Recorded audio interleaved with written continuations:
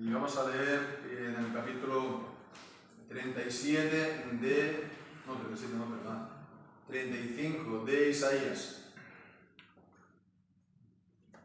Isaías capítulo 35, versículos del 1 al 7.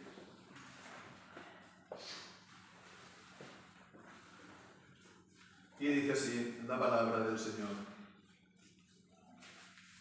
se alegrarán el desierto y la soledad. El yermo se gozará y florecerá como la rosa. Florecerá profusamente y también se alegrará y cantará con júbilo. La gloria del Líbano le será dada, la hermosura del Carmelo y de Sarón. Ellos verán la gloria de Jehová, la hermosura del Dios nuestro. Fortaleced las manos cansadas, afirmad las rodillas endebles. Decid a los de corazón apocado: esforzaos, no temáis. He aquí que vuestro Dios viene con retribución, con pago. Dios mismo os vendrá y os salvará. Entonces los ojos de los ciegos serán abiertos, y los oídos de los sordos se abrirán.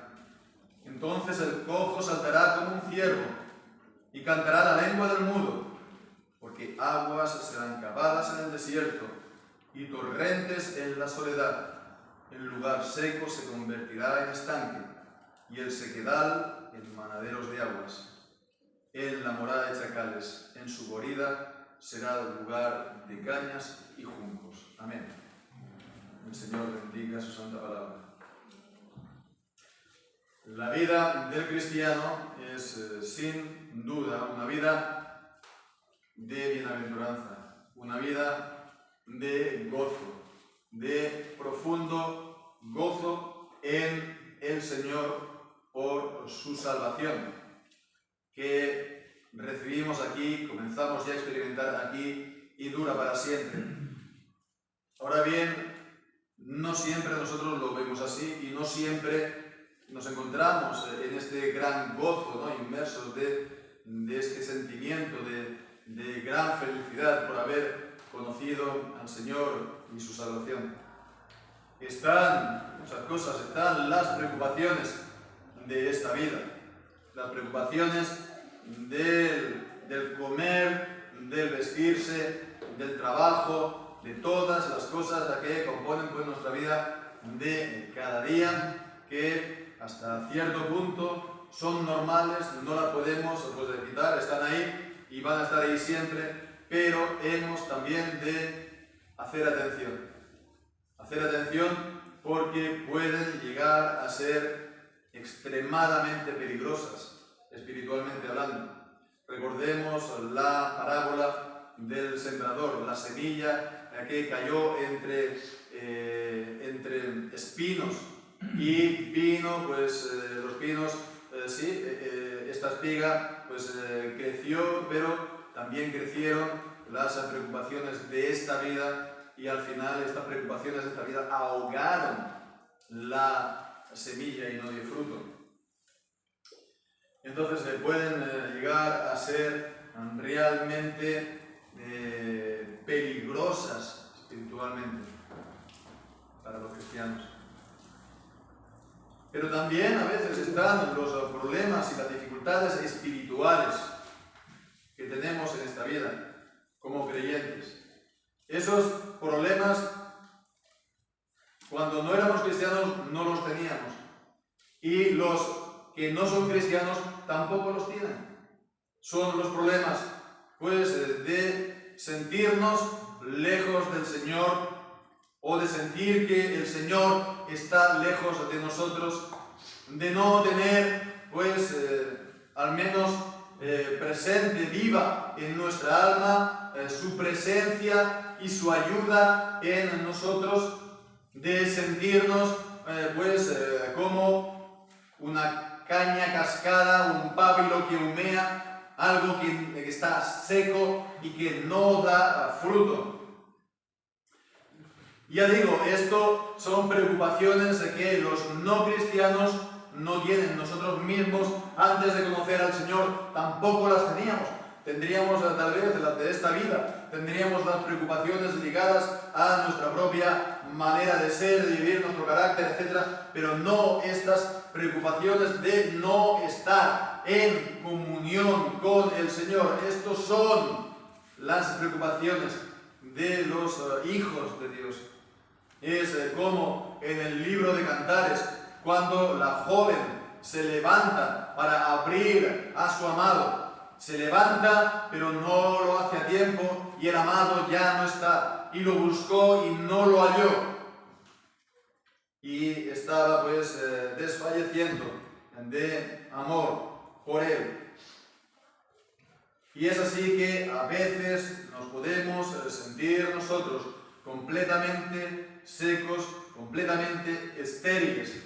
Nos podremos sentir a veces como un desierto, absolutamente árido y absolutamente pues sin fruto. Y esto también a veces por las disciplinas del Señor. Las disciplinas del Señor para nosotros y nuestra vida.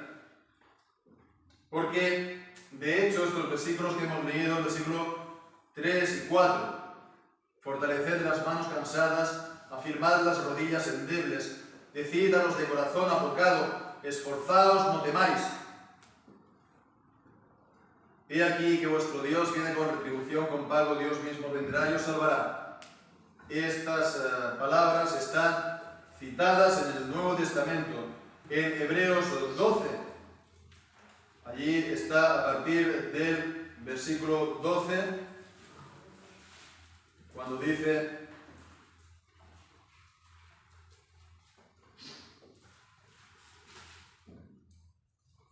por tanto, levantad las manos caídas y las rodillas paralizadas y haced sendas para vuestros pies a fin de que lo que es cojo no salga del camino, sino que sea sanado.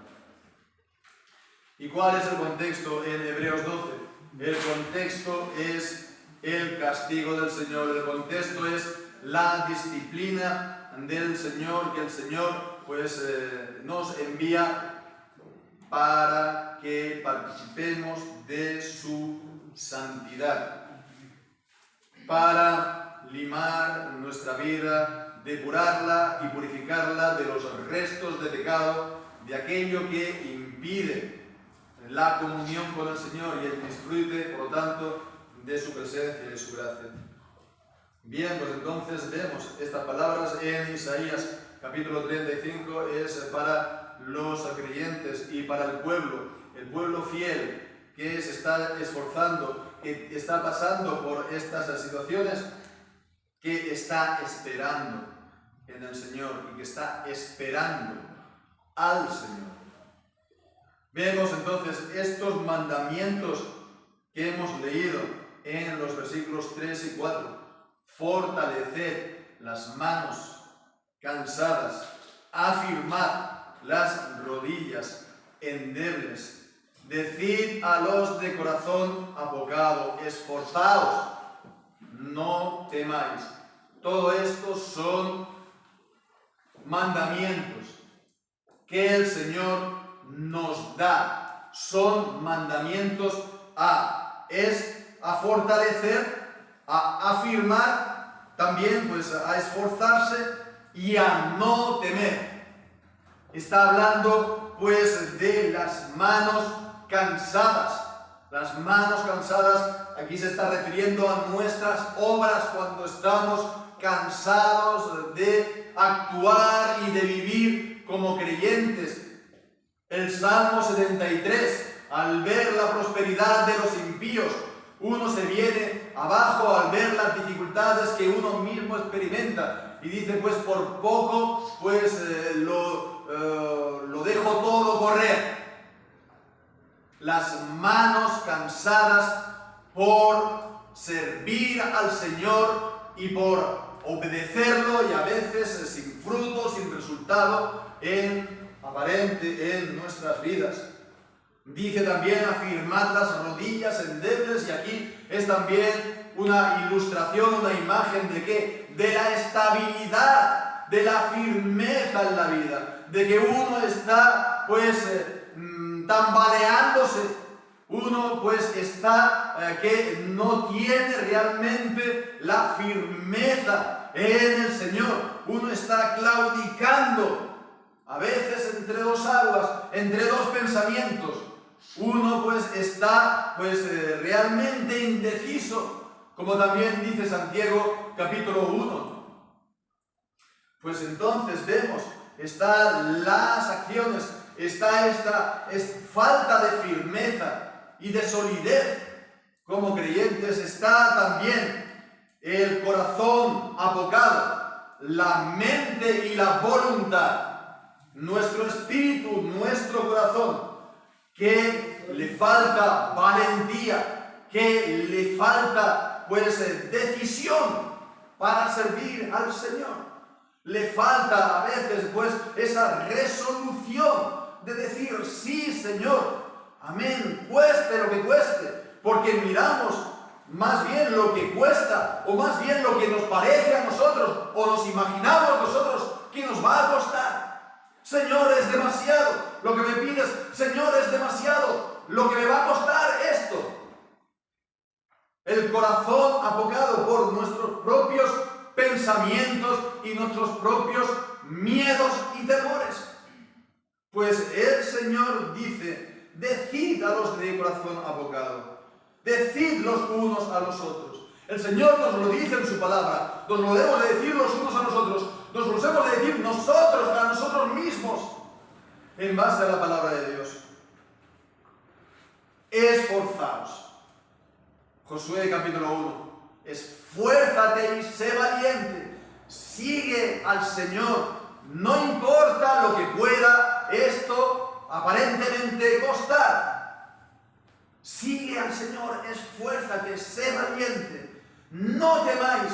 ¿Por qué? Porque como una y otra vez nos dice la Escritura, no temáis porque he aquí, yo estoy con vosotros. Porque Jehová, vuestro Dios, está con vosotros. Irá con vosotros a donde quiera que vayas. Porque Él es vuestro ayudador. Porque Él no te dejará, Él no te abandonará. Entonces no hemos de temer, hemos de fortalecernos de esta manera. Hemos de afirmar nuestro corazón y nuestra vida en el Señor. Esforzarse en la gracia que es en Cristo Jesús. La gracia es absolutamente inmerecida, no es ninguna obra nuestra, pero con todo y con eso el Señor nos dice, esfuérzate en ella. Está tu carne, está la resistencia propia de tu alma, las dificultades e incluso objetivas que hay en la vida. Esfuérzate porque tendrás mi gracia. Como Pablo dice, que yo he trabajado más que todos ellos, en 1 Corintios 15. Yo me he esforzado más que todos ellos, pero dice, no yo, sino la gracia de Dios que fue conmigo, fue la gracia de Dios. Si he hecho algo, ha sido por la gracia de Dios. Si he querido algo, si he anhelado algo, si he dado un paso, si he hecho esto o lo otro, ha sido por el Señor, porque el Señor me ha ayudado y me ha fortalecido. Esfuérzate en la gracia que es en Cristo Jesús. ¿A dónde iremos para encontrar esta gracia? ¿Cómo la recibiremos? Pues vemos aquí la razón de este texto. La razón de este texto no está uno interiorizándose, uno no está mirándose hacia sí mismo, y no digo que no se tenga que hacer, no digo que la mirada hacia el propio corazón no sea a veces también buena y positiva y conveniente y necesaria para nosotros, que nos hagamos autoexamen, pero sobre todo aquí nos está dirigiendo afuera a mirar al Señor. Y es lo que nos dice. Primeramente están estas promesas, el desierto, la soledad, el yermo, pues se alegrará, se gozará, porque florecerá, dará vida, será fértil, tendrá la vida del Señor, florecerá, pero no solamente un poquito, dice profusamente, y también se alegrará y cantará con júbilo. son promesas del Señor. Las promesas del Señor son sí y amén en Jesucristo. Las promesas del Señor son inquebrantables porque Dios no miente ni puede mentir. Dios no da una promesa para después revocarla. Son irrevocables los dones y el llamamiento de Dios. Las promesas para los creyentes son verdaderamente sí y amén. Son firmes en Cristo.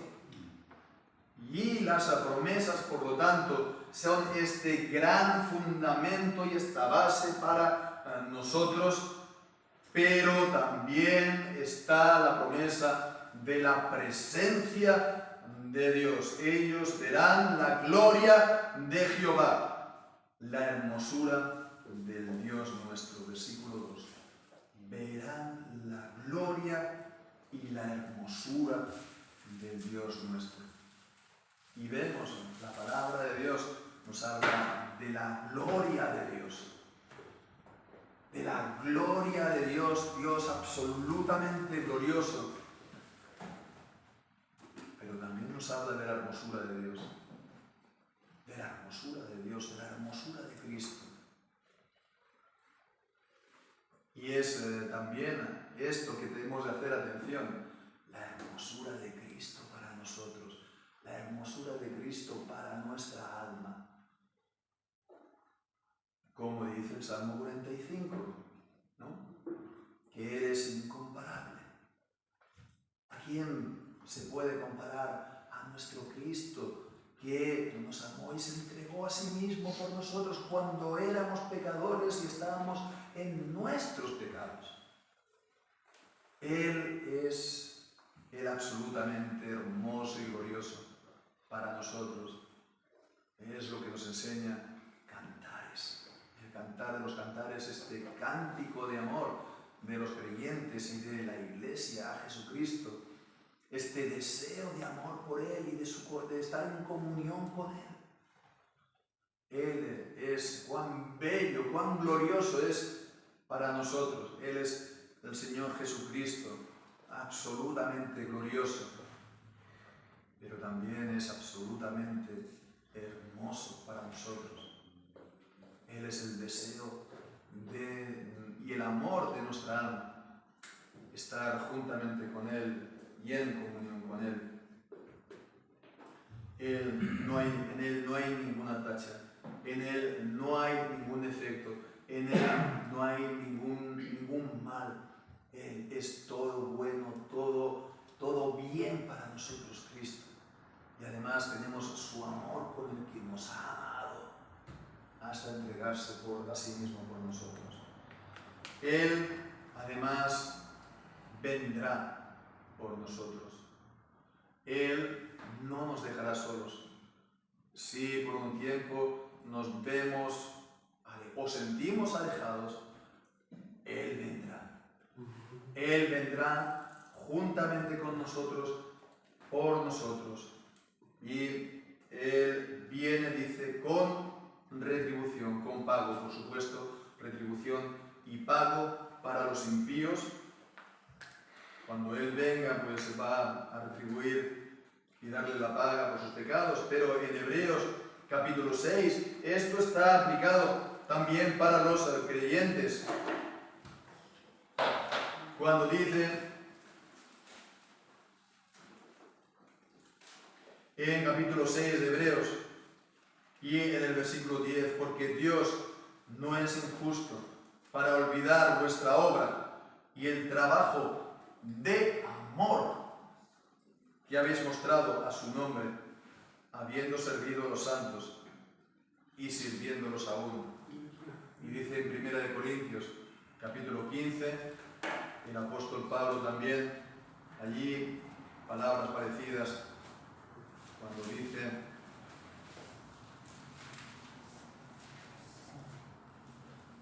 capítulo 15, versículo 18, así que, hermanos míos amados, estad firmes y constantes, creciendo en la obra del Señor siempre, sabiendo que vuestro trabajo, vuestro esfuerzo, vuestra agonía por el Señor y su obra, vuestro trabajo en el Señor no es en vano.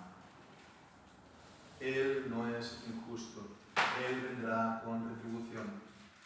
Él vendrá visitando a su pueblo y trayendo pues la bendición bajo sus alas, llevando pues la bendición para nuestras almas y para nuestra vida. He aquí pues que vuestro Dios viene con retribución con Pablo. Dios mismo vendrá y os salvará. Vendrá y os salvará. Él va entonces a actuar a vuestro favor. Las circunstancias que se den en contra de uno, en contra nuestra, se van al final a resolver y se van a ver que eran para nuestro bien. En esas circunstancias desfavorables, el Señor ha obrado nuestro bien. En esas circunstancias desfavorables, el Señor ha dado fruto de bien, de bendición, de justicia y de paz para nosotros. Acordémonos de la historia de José, acordémonos de la historia de Job, que hay un final de bien para siempre el pueblo de Dios. En todas las cosas que los impíos o el mundo o el diablo planea para nuestro mal, el Señor lo ha planeado para nuestro bien y está obrando con todas estas cosas en nuestro bien. Pero llegará el momento cuando Él venga y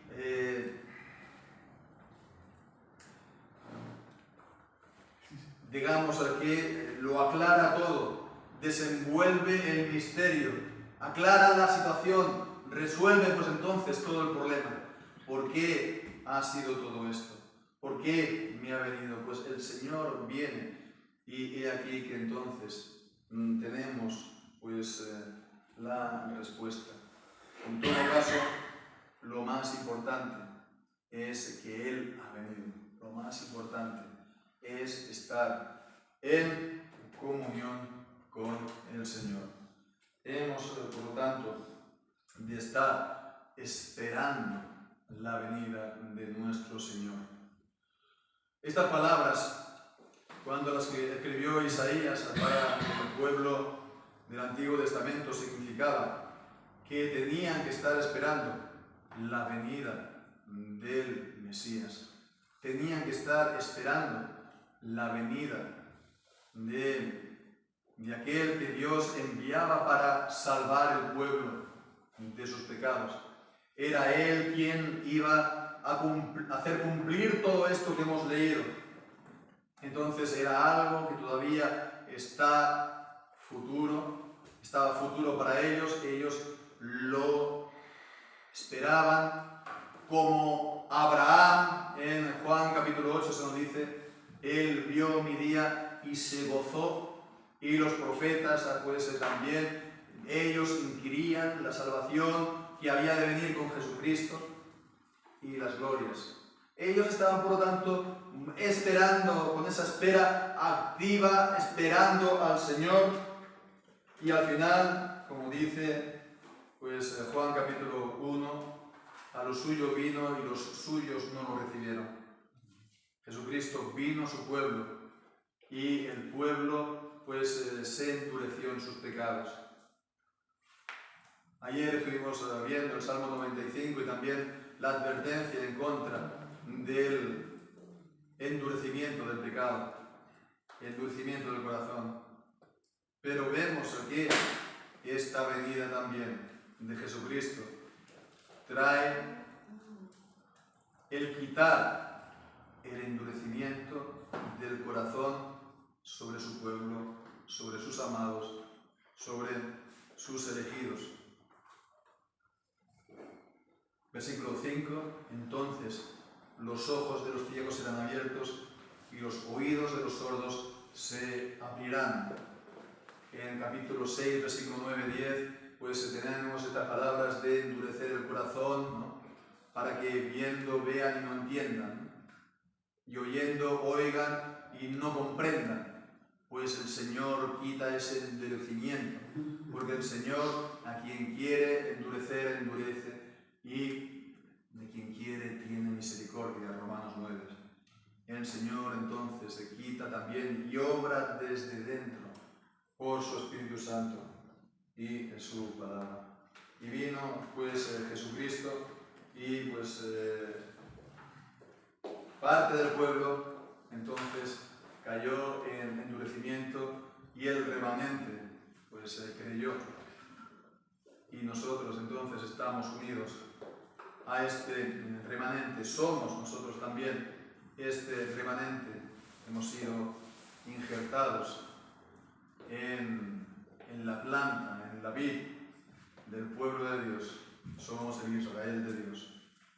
Entonces, hermanos, Dios viene, Jesucristo vino y Jesucristo vendrá y lo estamos esperando. Hemos de tener esa misma expectativa que los antiguos del Antiguo Testamento tenían. Claro, es la expectativa del regreso del Señor Jesús, es la expectativa de nuestra reunión con Él, es de entonces estar realmente esperándolo, no pues dormidos en este mundo y solamente preocupados por las cosas de esta vida, sino realmente anticipándonos y deseando la venida del Señor Jesucristo. Sí, que comportará el final de todas las cosas tal como lo conocemos ahora, pero lo más importante es que estaremos nosotros juntamente con Él para siempre. Hemos entonces de estar esperando también, tener esa esperanza viva en nosotros. El Señor viene, mientras tanto, en tiempos especiales de bendición en nuestra vida, cuando el Señor nos visita especialmente y nos da una bendición por medio de su palabra. Y su palabra pues cobra vida porque el Señor nos está hablando directamente por ella. En nuestra situación estamos oyendo la voz misma de Dios en nuestra misma circunstancia de vida, diciéndonos: he aquí, soy yo, esta es mi voluntad, no temas, que yo te esfuerzo. El Señor viene para bendecirnos también, hermanos, en las señales y en las ceremonias que Él ha instituido, en los sacramentos, y particularmente, hermanos, en el sacramento de la cena.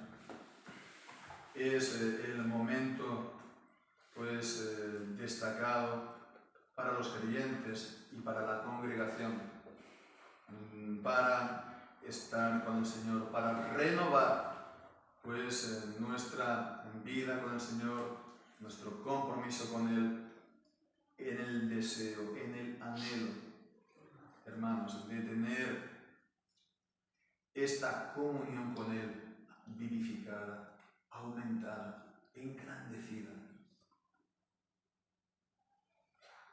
Hermanos, ya digo que ciertamente podemos pues tener en esta vida pues estas dificultades. El camino de esta vida, ¿no? Pues nos puede realmente manchar los pies, aunque hemos sido pues lavados todo entero, como dice Juan capítulo 13. Tenemos necesidad de que nuestros pies sean lavados, porque por arrastrarlos por esta vida también pues se ensucian. Es también entonces el momento de una limpieza, de una comunión especial del Señor, para que el Señor siga limpiándonos y renovándonos y santificándonos. Es entonces el momento por el que, por esa comunión con Cristo en la cena, pues somos fortalecidos, somos afirmados, somos esforzados y no tememos. Hermanos, pues tenemos este momento para conmemorar su muerte de la que nos habla el capítulo 53 de Isaías, de que no hay parecer en él ni hermosura.